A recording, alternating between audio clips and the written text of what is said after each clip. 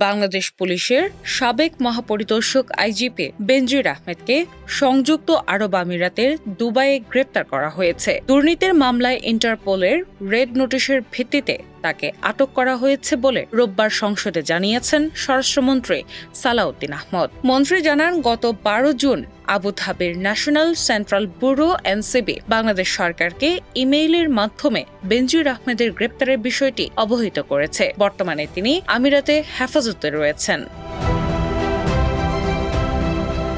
তবে গ্রেপ্তার হলেও তাকে দেশে ফিরিয়ে আনার প্রক্রিয়া সহজ নয় বলে মনে করছেন সংশ্লিষ্টরা। কারণ ইন্টারপোলের রেড নোটিশ জারি এবং কোনো আসামিকে প্রত্যর্পণের মাধ্যমে দেশে ফিরিয়ে আনা সম্পূর্ণ ভিন্ন বিষয়। পুলিশ কর্মকর্তাদের ভাষ্য অনুযায়ী রেড নোটিশ শুধু একজন পলাতক ব্যক্তির অবস্থান শনাক্ত ও সাময়িক আটক করার সুযোগ তৈরি করে। এটি কোনো আন্তর্জাতিক গ্রেপ্তারি পরোয়ানা নয়।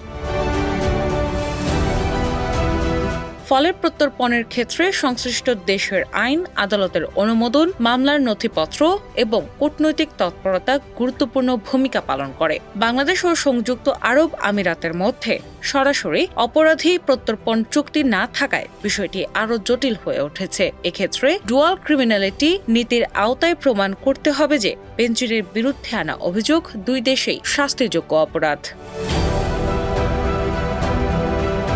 স্বরাষ্ট্রমন্ত্রী জানিয়েছেন, ইউএইর ফেডারেল আইন অনুযায়ী গ্রেপ্তারের 30 দিনের মধ্যে বাংলাদেশকে কূটনৈতিক চ্যানেলে আনুষ্ঠানিক প্রত্যর্পণ আবেদন পাঠাতে হবে। ইতোমধ্যে দুর্নীতি দমন কমিশন প্রয়োজনীয় মামলা, গ্রেপ্তারি পরোয়ানা ও তদন্ত সংক্রান্ত নথি প্রস্তুত করেছে। স্বরাষ্ট্র মন্ত্রণালয়ের অনুমোদনের পর পররাষ্ট্র মন্ত্রণালয়ের মাধ্যমে আনুষ্ঠানিক এক্সট্রাডিশন প্রস্তাব ইউএই কর্তৃপক্ষের কাছে পাঠানো হবে। এরপর আদালত ও কূটনৈতিক পর্যায়ের প্রক্রিয়া শুরু হবে।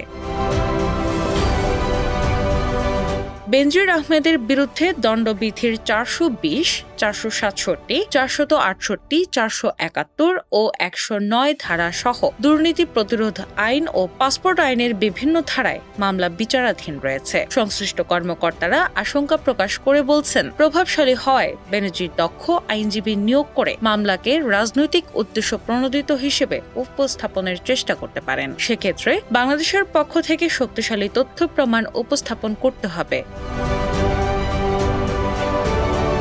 অতীতে দুবাইয়ে অবস্থানকারী আরাব খান ও শীর্ষ সন্ত্রাসী জিসানের বিরুদ্ধে রেড নোটিশ জারি হলেও একাধিক দেশের পাসপোর্ট ব্যবহারের কারণে তাদের দেশে ফিরিয়ে আনা সম্ভব হয়নি। তবে 2025 সালের জুলাইয়ে নরসিংদীর শিবপুর চেয়ারম্যান হত্যা মামলার আসামি মহসিন মিয়াকে ইন্টারপোলের সহযোগিতায় দেশে ফিরিয়ে আনার নজির রয়েছে।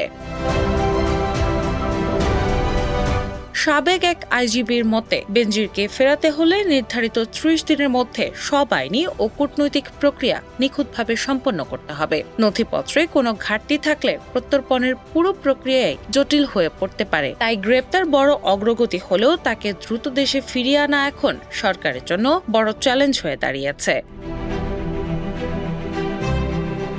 ডেস্ক রিপোর্ট, বাংলা বাজার পত্রিকা।